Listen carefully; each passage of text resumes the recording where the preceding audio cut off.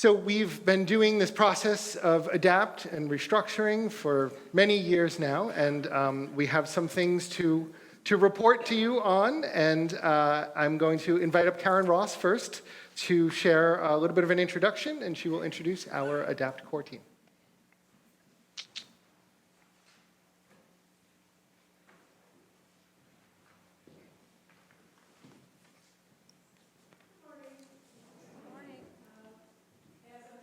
Church Council, I was asked to provide a very brief introduction to the ADAPT core team. And I'll begin with this.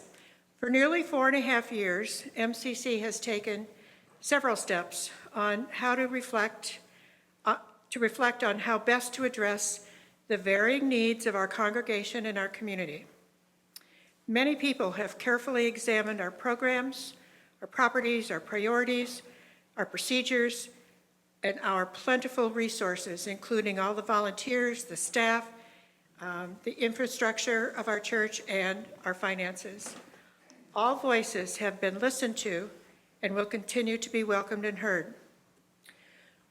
We began in June of 2020 with a committee restructuring committee, which was formed to, consider the effectiveness of MCC's existing committee structure at that time.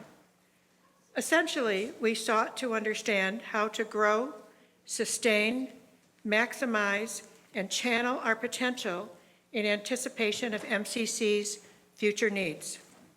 Over the next 3 years of continuous, and I emphasize continuous, meetings, surveys, listening, planned and unplanned changes, and more meetings, it became increasingly clear that the committee had uncovered as many questions as answers to the question about the future of MCC, and that simply reorganizing the committees was just a small piece of a much more complicated puzzle to create a realistic and sustainable vision for moving us forward.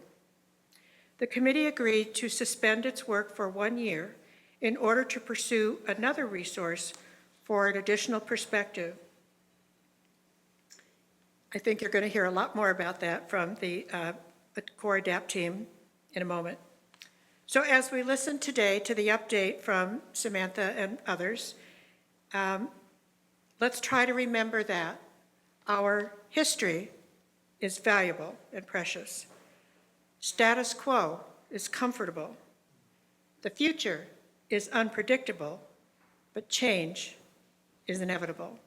So in that spirit, let's hear an update from the core ADAPT team, and I think led by Sam Hamill.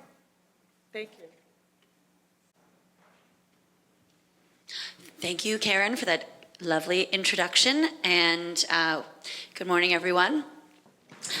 So I, along with this wonderful team of MCC fan favorites, we are here to give you the lowdown on where we are and who we are and what we're doing. So Karen went into it, but essentially this all started, the core team was formed after, the restructuring committee came together, and then when the restructuring phase was sort of coming to its conclusion, that's when we were formed. And so the restructuring committee, as Karen mentioned, they sort of keyed in on the challenges identified by the committee, and they started to partner with the Center for Transformational Leadership for future insights. And that's where I was brought on right in this middle phase as we were applying for the ADAPT program.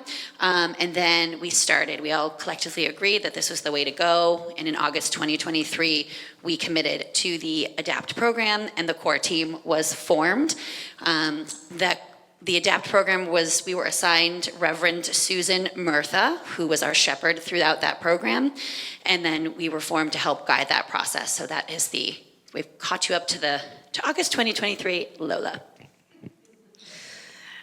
All right, so we had ourselves a core team, and we sort of met briefly with our shepherd and then had an all-church gathering to sort of introduce the process and introduce the congregation to our shepherd. And then following that meeting, the core team took an endeavor to do a bunch of research. And by research, we mean talking to a bunch of people and gathering bits of information about our resources, our financial resources, our human resources, our facilities. We gathered all of this information into one place so that it could be better organized, that we could sort of look at it as a whole. And so then we presented that research to each other. Each of us took different pieces, and to our shepherd. The goal of this, as far as the official ADAPT process, was to pick a lane. And by a lane, we mean, are we closing our doors? Are we headed on a path to merge with another congregation? Or are we headed on a path to renewal? And notably, one of the lanes was not status quo, do nothing. The reason for that is that the world is continuously changing, and if you don't actively seek renewal, then you are going to be headed down one of these other two lanes. And so after this data review, it showed that we are a healthy and vibrant congregation, and so it was a surprise to no one that our shepherd recommended the process of renewal. She also recommended 3 priorities, which you'll be hearing about more. But basically, we were given this opportunity to start the process of renewal. And the goal of this is to equip ourselves to meet each other's changing needs. We have parts of the congregation that are aging. We have parts of the congregation that are brand new. And we have folks in our community that we could potentially reach out to and form more connections with. And this renewal process is a hopeful journey, but it's also challenging because it means we have to change something, and changing anything is hard. So I think Aaron is going to talk next. Before Aaron starts, I just want to just point out, we will be handing out printed notes afterwards, because I'm sure that there are some folks who are anxious about what's on the screen and how to follow it all, but there will be printed follow-up later on. And then in April of this year, there was another all-church gathering, and a lot of different reactions and emotions came out of that meeting. Some excitement, some optimism, some frustration, some need for clarity. So what we did as a core team was we did acknowledge that the process was less than ideal. The program and the shepherd had constraints and some challenges that we needed to work through, and the communication was subject to a great deal of interpretation, and our expectations were not fully met. And then you're next.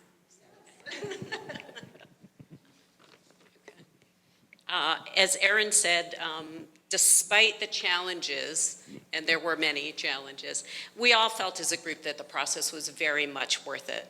And I think we became, I would sort of say, super educated in challenges facing not just our church, but churches in general. And we're able to sort of level set and come from that perspective in terms of the recommendations that we wanted to make to the congregation. And I think Aaron elaborated on a number of those challenges that we're facing. So we are eager to continue the conversation and to address some future challenges, including things like community outreach and ways to attract some younger families to the congregation, among many other things.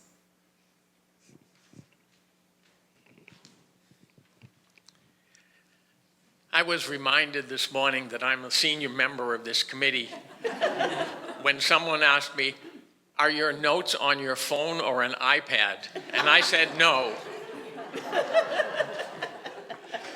I'm going to summarize some of the comments that were made during the 7 meetings involving 30 members of the congregation this past summer. As indicated on this slide, may be difficult to read, the purpose of those meetings was to assess whether the congregation was on board with the idea of renewal and whether the 3 priorities suggested by our ADAPT shepherd made sense for the congregation's future. The participants felt that we should be looking for a combination of spirituality and strong roll-up-your-sleeves social justice programs that might appeal to the surrounding community.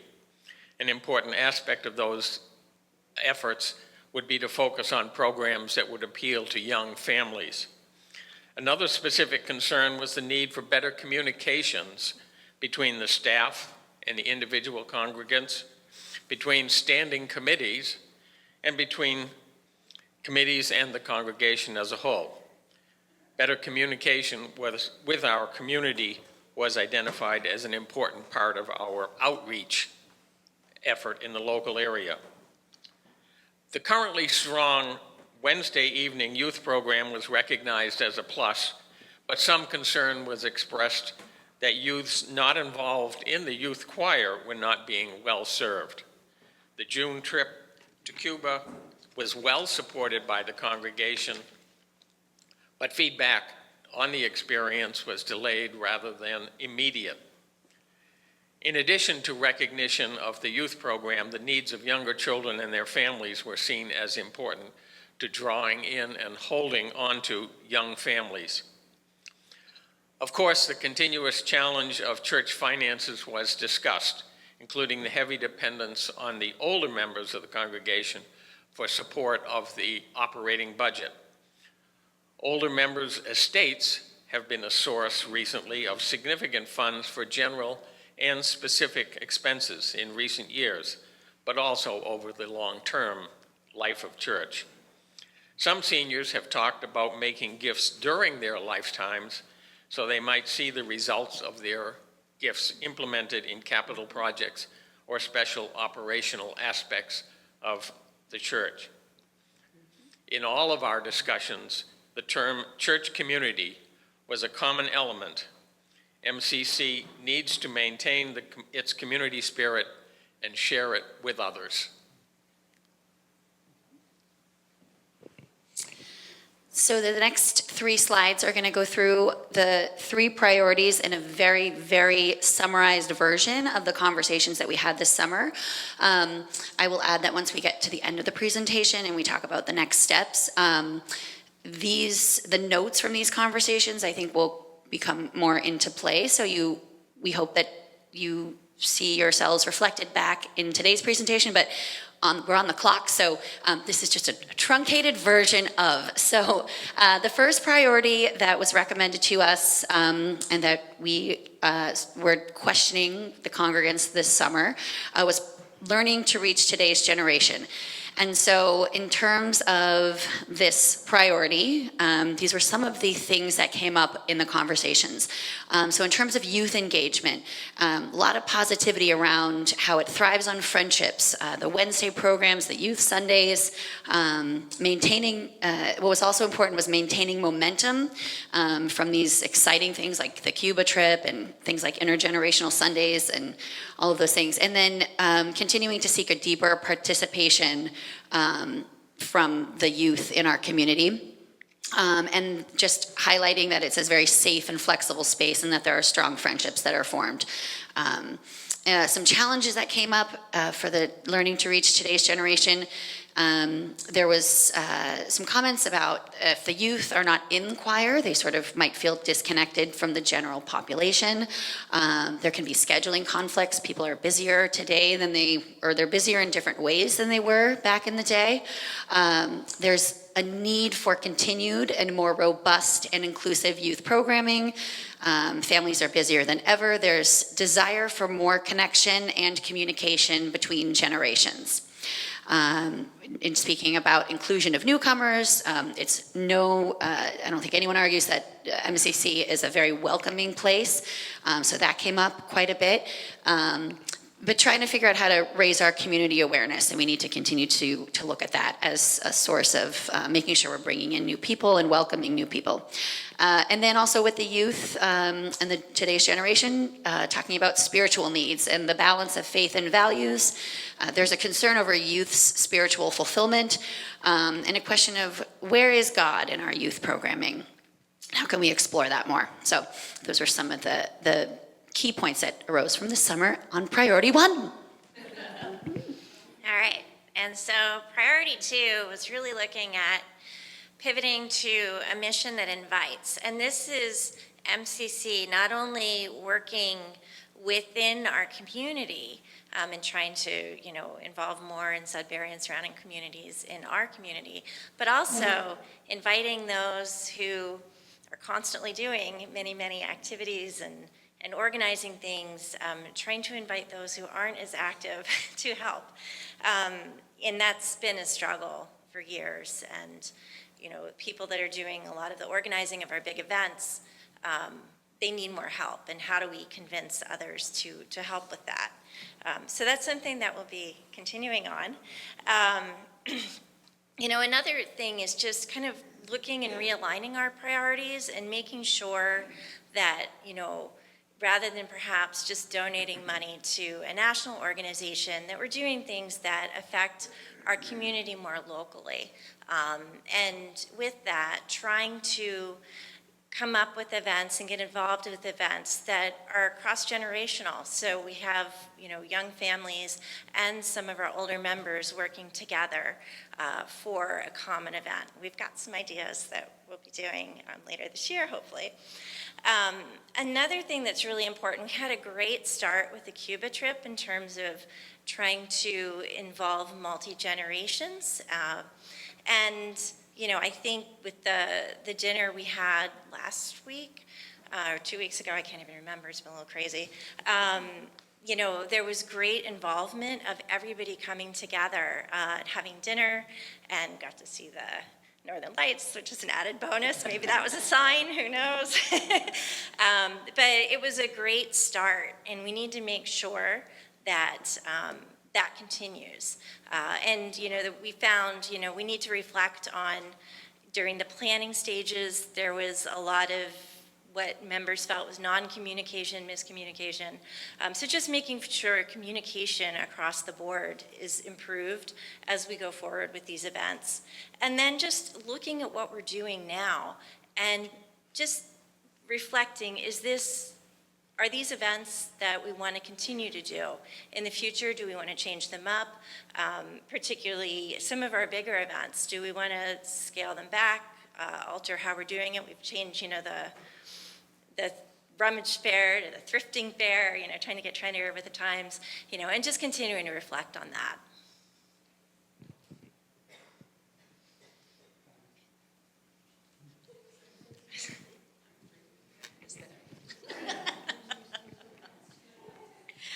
So this is one that's close to my heart because I'm on stewardship.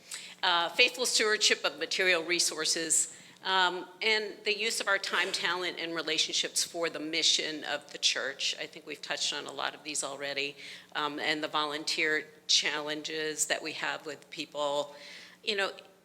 Really, we want to say to people who are coming or who may come every once in a while, pick something.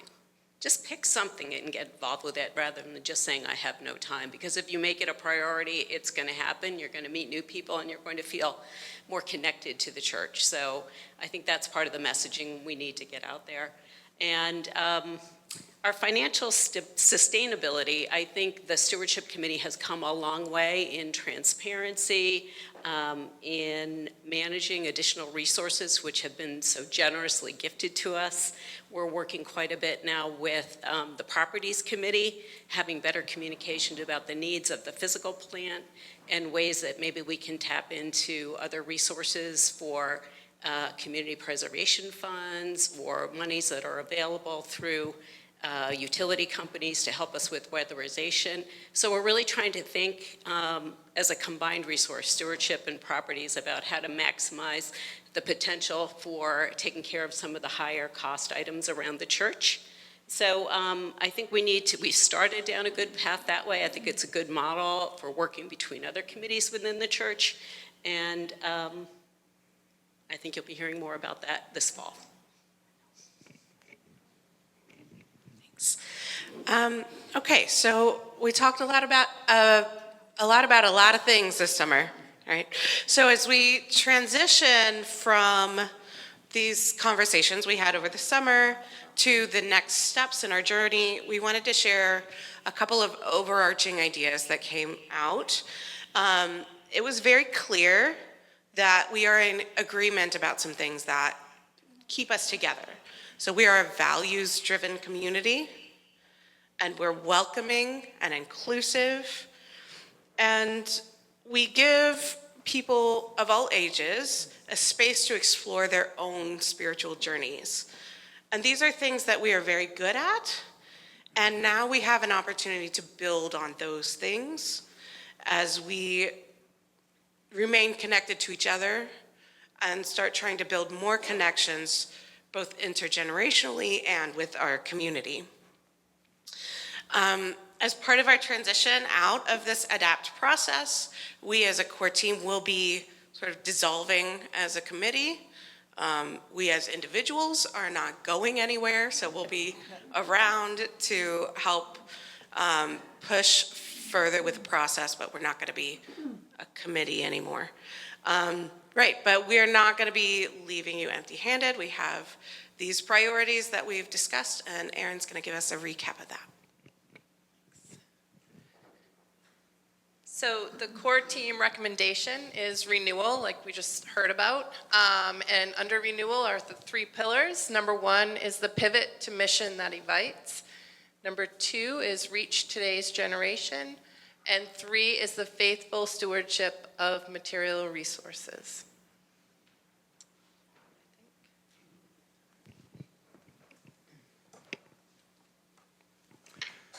So thank you to our ADAPT core team. Let's give them a hand.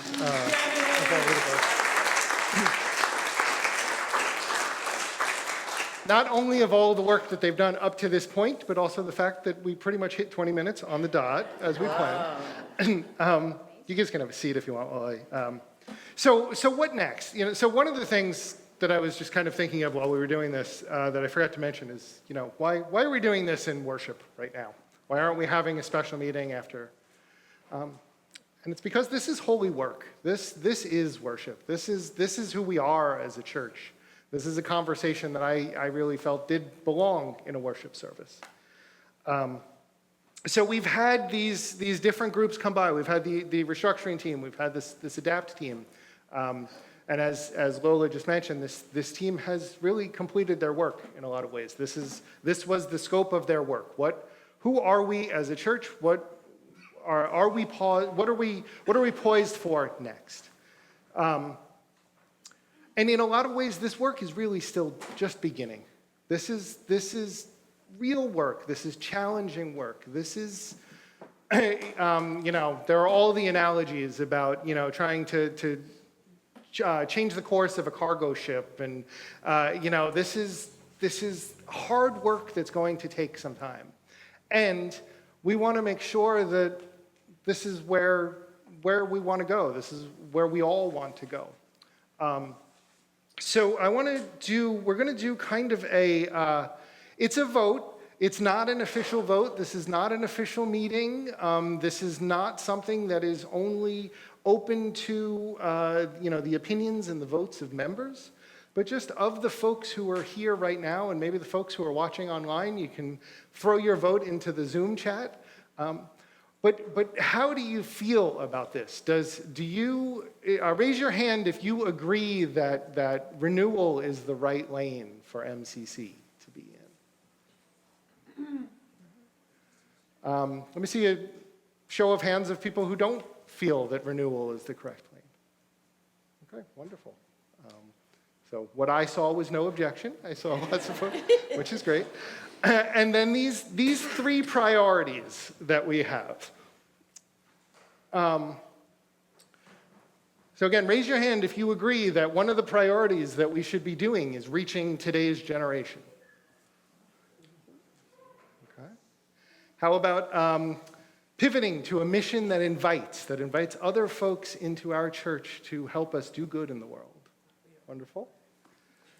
And faithful stewardship of our material resources.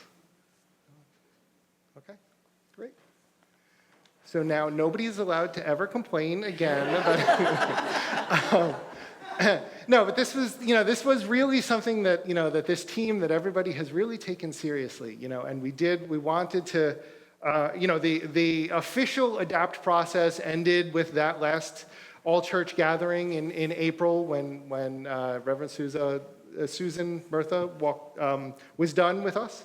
But this team decided to continue on just a little bit longer because we did want to make sure to have these other small group conversations, to make sure that everyone had their voices heard. And we wanted to have this vote just to make sure that we are all in agreement with the direction that we want to be headed in.